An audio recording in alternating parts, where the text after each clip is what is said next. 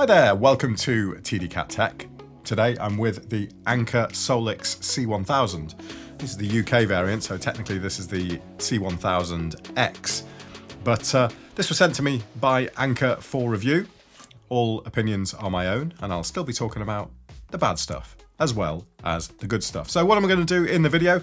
Well, I'm going to talk about the specs of the product first, and then we'll have a look at using the inverter. We'll sort of put that through its paces a little bit. We'll do a round trip test as well as part of this video, round trip efficiency test. And I'll show you the UPS feature on this too. But main second part of the video is going to be talking about the pros and cons. So this is a 1056 watt-hour lithium iron phosphate battery. So this has a maximum cycle count of 3,000 cycles. So this is basically going to last ages. And it's also got a 5-year warranty on the battery as well. It's got a 1,800 watt AC inverter, which can max out at 2,400 watts. So if you're using devices that can handle a slightly lower voltage, maybe like a kettle or something like that, doesn't mind if the voltage drops a little bit, then this can work up to 2,400 watts output. And in Anker world, that's called surge pad. I think all manufacturers have that, have some sort of special name for that sort of boost functionality where the voltage drops but the power can increase. Yeah, I don't know, they call it surge pad, but there you go, it does it. This can recharge at anything from 200 watts on AC right up to 1,300 watts. And if you push 1,300 watts into this, again, using their hyper boost or hypercharge, then you can get up to 100% in 58 minutes, which is incredible, really, isn't it? And solar input is via an XT60 connector on the side here. It has a UPS feature with less than 20 millisecond response time, 12.9 kilos in weight for this bit, and USB-A has two USB-As on the front. Both of these are 24 watts. It's got a USB-C 100 watt power delivery port and a second USB-C 30 watt power delivery port. It's also got a car port, which is 120 watts. It's got a big connector on the right hand side to connect to an expansion battery, and it's got a companion app to go with it. 3-level LED light on the front, so 3 brightness level and a press and hold for like an SOS function as well. And it has both Wi-Fi and Bluetooth connectivity. So if you want to connect it to Wi-Fi, you're given a choice whether you want to do that. And then if it is connected to Wi-Fi, you can operate it from wherever you are. And as I mentioned, yeah, expansion battery, the whole system is expandable to 2.1 kilowatt hours with the second battery. Okay, so they are the specs of the unit, but do I like it? Don't I like it? Let's take a look.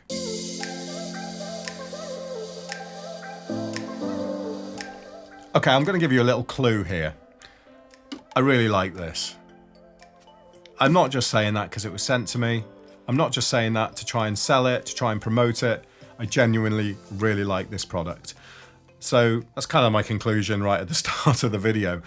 But what that means is I've got a lot more pros in my list than I have cons. I was actually struggling to come up with too many cons at all, but I've found a few. So hopefully it balances it out a little bit. But let's start firstly with packaging.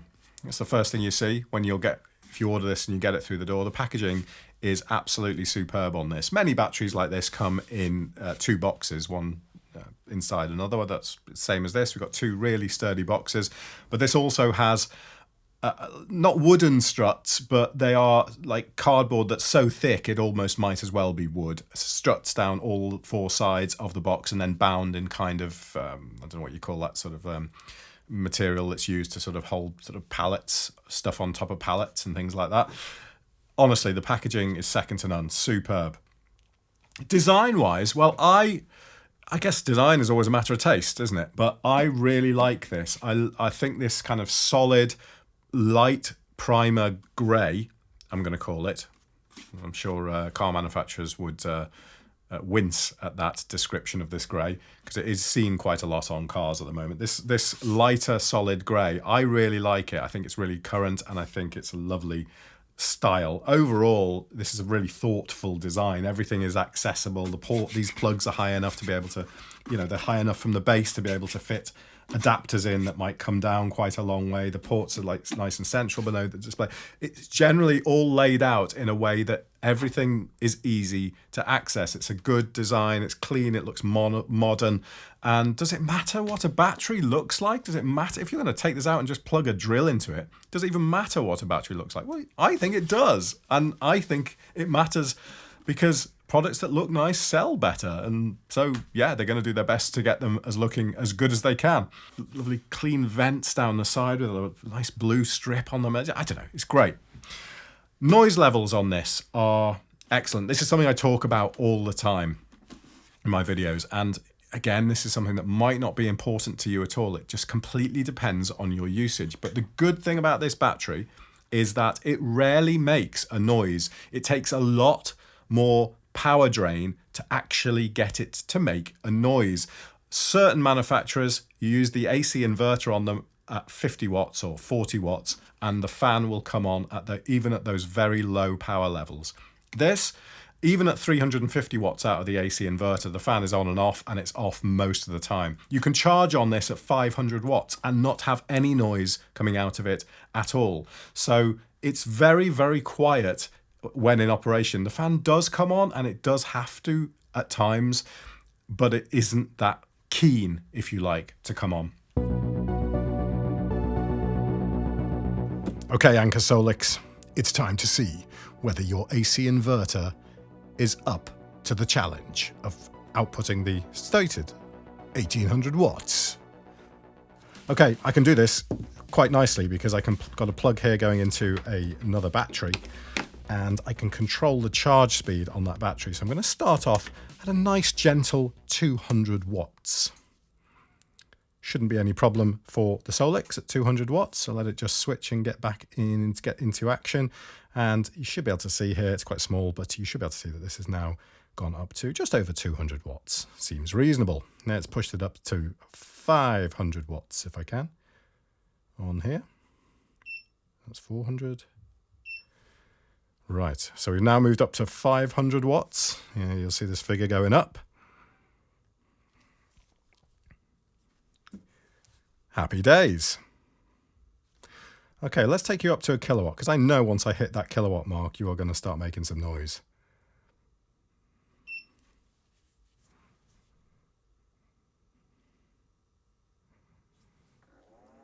All right.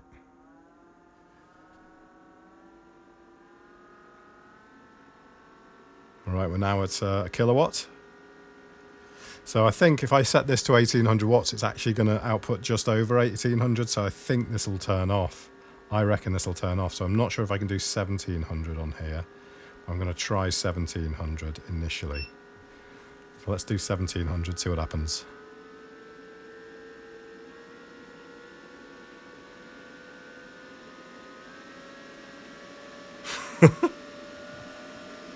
Okay, it sounds like... Ladies and gentlemen, we are now on the runway, awaiting takeoff. Flight time today is 30 minutes, and we should have you on standby, Qantas 4. Weather in Madrid is currently sunny, highs of 25 Celsius. Okay, this is going to be difficult to see, but I'm going to just quickly do this again and measure the voltage. So we're at 235 volts at 50 hertz.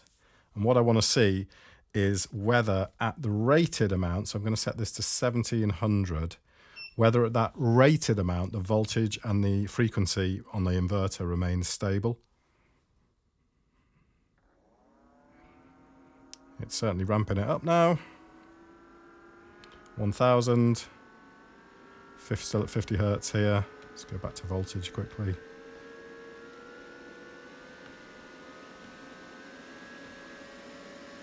.50 hertz. I think I went past it there, didn't I? I don't think you can see the display. 232 volts now. 232. So when I took it to 1900, did it drop the voltage?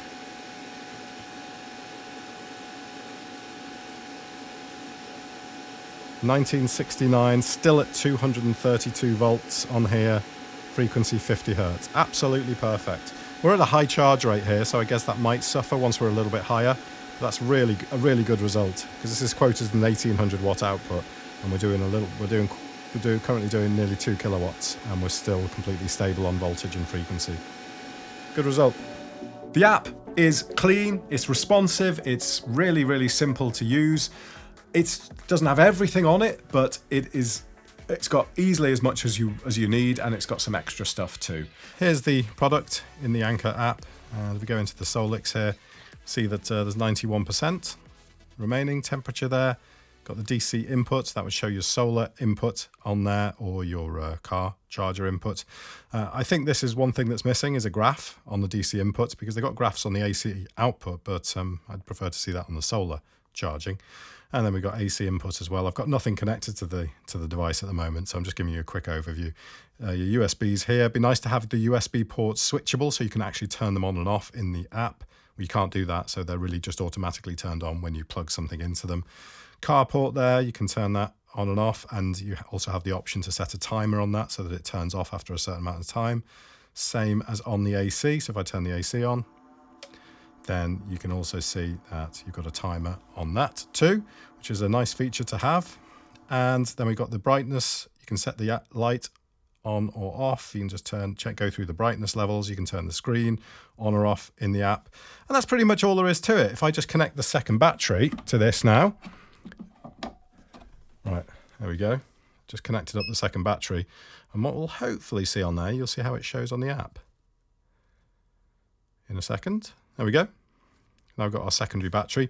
And so instead of draining from this one now, it'll immediately switch. Any loads that comes in now will start draining from this one first. So this one will go to 0 first, or go to 1% first, and then it'll take the rest of this out of here. So you always get left with as much power as you can in the main unit as possible, which is a good feature. In the settings, we've just got AC recharging power, which you can switch between 200 and 1000 in here. So you have to put it in on the AC input here. You'd put it in ultra fast charging to enter that extra 300 watts, to add the extra 300 watts to do it super quick. Unit timeout, and you can turn your light SOS mode on there. Screen brightness, screen timeout. You can change the device name, do your Wi-Fi setup, temperature, you've got the serial number there, firmware upgrades in there, so you can update the unit, and links to user manual and stuff like that. So fairly straightforward, really clean, really neat. If it can actually respond to my fingers. Neat, clean, simple. It'd be nice to have a dark mode. There's no option to have a dark mode on the app.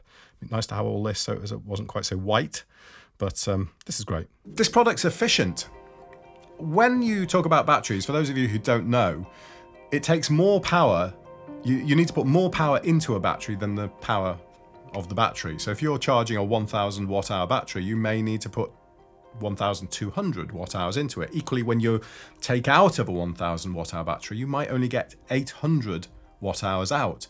That's the round trip efficiency percentage that we're talking about when we do these measurements. And this has a good one. Take a look. I've got this down to where it's flashing here. It's been worn down to absolutely nothing. There's nothing left in this at all. I've got my meter on this, and I've reset it. And I've got my cost set to 0 here. This is going to measure how many kilowatt hours it takes to charge it. And then I'm going to do the same test by pulling out on the mains here and seeing how many kilowatts, or hopefully I'll be able to get close to kilowatts out of it. So I'm now doing the discharge. I'm just doing it via mains here at 424 watts, which is just heating this radiator. Might as well put the energy to some use. Just taking a look at the inverter here, so it's putting out 231 volts, which is pretty much spot on, and is a nice steady 50 hertz on the frequency. I have seen some batteries from Bluetti. We did a Bluetti one a while back, and the frequency on the inverter was all over the place, but this is a really nice steady 50 hertz. And the results are in. So the round trip efficiency test of the C1000, it took 1,225 watt hours to charge it, and we managed to get 954 watt hours out of the inverter, so out of the 1,056 watt hour battery. So the total power in on this test was 1225 plus 1056, because that's the capacity of the battery, giving us 2281 watt hours. The total power that we actually got out of the system is the 1056 watt hours of the battery and the 954 watt hours into the radiator, which gives us 2010 watt hours, giving us a round trip efficiency of 88.1%. The overall product seems to have a really low drain, which is nice. Probably doesn't sound like a very technical terminology, does it? I'm going to say parasitic drain, but I'm not quite sure if that's exactly the right terminology to use in these particular circumstances. But what I mean is, if it's just on like this, no, not doing anything, there are no ports connected, you just leave it on, and it's on Wi-Fi, you can still connect to it via the app. It doesn't run out. You know, there are other manufacturers where they can be using like 20 watts just because the device itself is on. This doesn't seem to use much at all. And equally with the AC inverter, when that's on, you can have it on as long as there's nothing plugged into it. It doesn't use much power. It's like it has a good ability to back everything off that it can and use the minimal amount of power, which is nice to see, because you don't, you know, if you leave this on by mistake, you don't turn up and it's suddenly down to like 75% because you've just been doing nothing with it. I think this is a good sort of middle ground as far as capacity is concerned. It's 1 kilowatt hour, so you get a good amount of power, a good amount of storage. You've got a good amount of storage here, but it's not too big. You can still transport this around. As I mentioned before, it's like 12 point something kilos, so you can move this around quite easily. And yeah, it's once you move up to the kind of 2 kilowatt hour batteries, they're just too heavy. You can't do anything with them. They're really, really difficult to transport. This, you know, you can lift this up and transport this around without any problem. But this is actually quite a big one, more of a big deal than I thought it would be. This percentage indicator here is actually meaningful. It is, without question, the first power station I have ever used where the percentage indicator, at least at this point in its life, actually means something. The EcoFlow products that I use, they tend to drop down to kind of 1%, and they'll just be at 1% for ages, and there's still loads of power in them.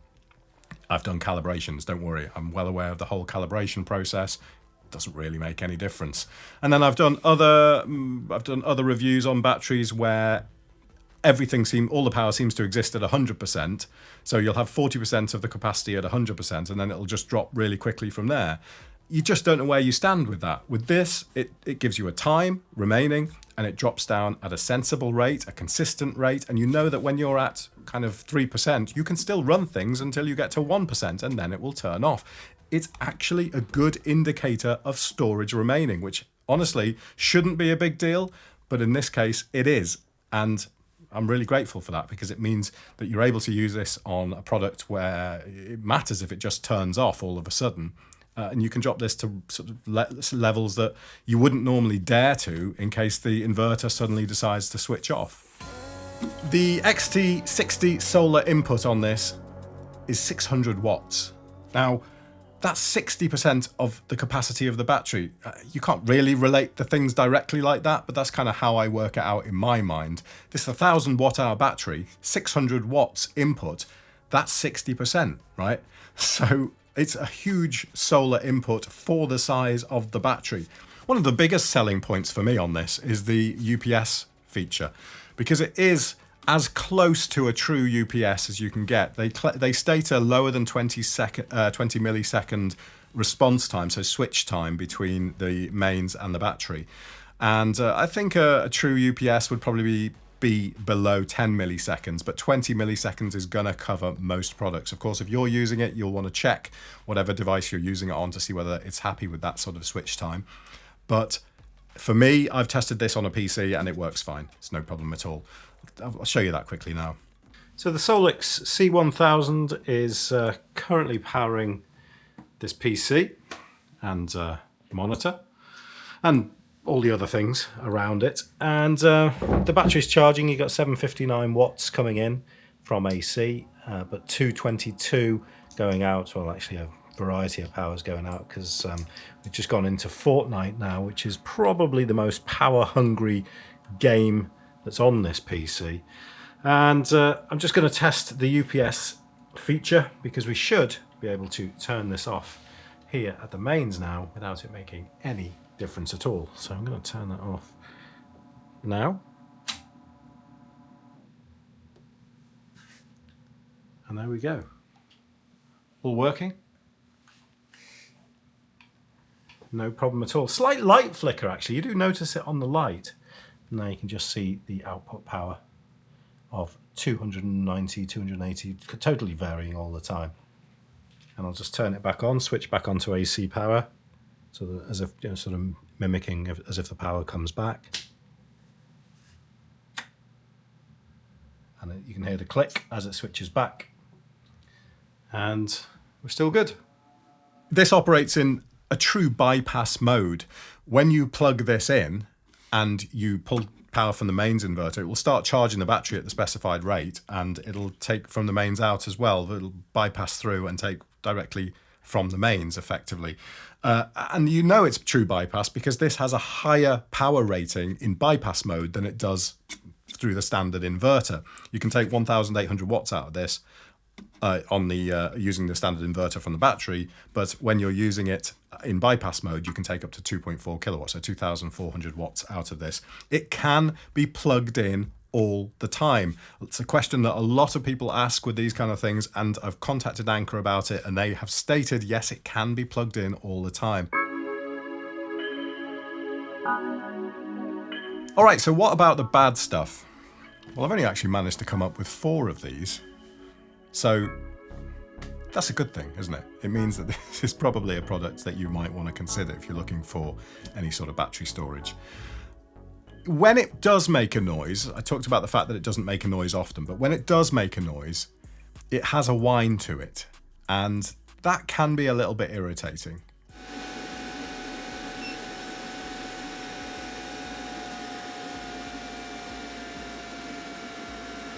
The expansion battery cable, this thing, I'll be honest, it's a bit unwieldy.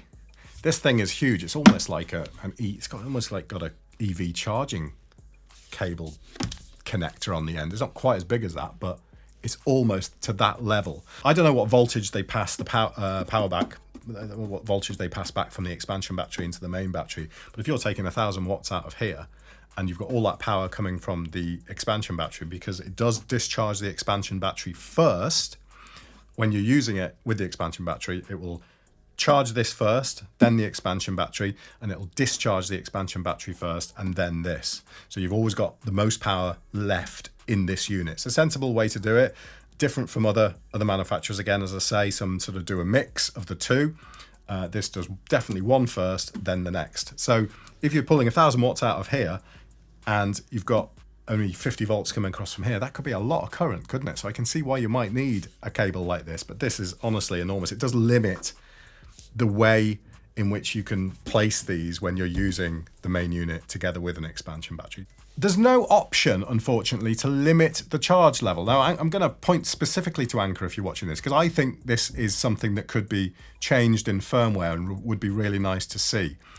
I don't personally mind too much, but I know there are a lot of people out there would prefer to only charge their batteries to 80% because it enhances the life of the battery and they generally last longer. But there's no option to do that on this particular battery. Maybe the chemistry doesn't matter so much. Maybe it doesn't matter so much with lithium iron phosphate. Maybe someone, if you could put in the comments whether that's true or not. I'm not too sure with the iron phosphates versus the lithium ion. But it would be nice to have a limit on that, but on both discharge and charge. So only drop to say 20% or whatever, or have the option to set the percentage obviously, and only charge to 80. Now I personally would like that very specifically if I was using this as a UPS. For some reason, I don't like the idea of this being sat, plugged in, permanently charged to 100%. I don't know why, but it just feels like that's not a good way to treat the battery, having them permanently up there at 100%. So it'd be nice then to say only charge to 80% and then just do your whole UPS thing with them sat at 80% instead. And finally, more of a personal thing again, no DC 5521 ports. For those of you who don't know that port name, if you look on the back of your internet router, there's a chance there's one on there. It's those kind of DC plugs that you put into a lot of consumer devices like that. 5521 connectors are so handy for me. The two things that I'm looking at here, my camera and my monitor, are both plugged in fact, to an Anker battery on a DC 5521 port. I've got a light over there that's plugged in on a DC 5521 port. I've got them everywhere. A load of my devices use them, and it's a big deal for me to have them missing on a product. I'd love to have them on this, because in every other way this is such a sort of perfect fit. But having those missing, for me anyway, would make me look potentially at other products as well, because I like to have them. But anyway, they're the only 4 things I can come up with. So would I recommend this? Wholeheartedly, yes, I would. I think this is a really nice device. It's really capable. It does everything it says, and it does it well. And it comes in at the right price as well. The app experience is great. It's responsive. You do have to log in, which some people might find something they don't particularly want to do. But other than that, it's a solid product, and yeah, gets a really good rating from me. Thanks very much for watching. If you've got any questions, please do put them in the comments, and I'll answer them as quickly as I can, if I can. And thanks for watching.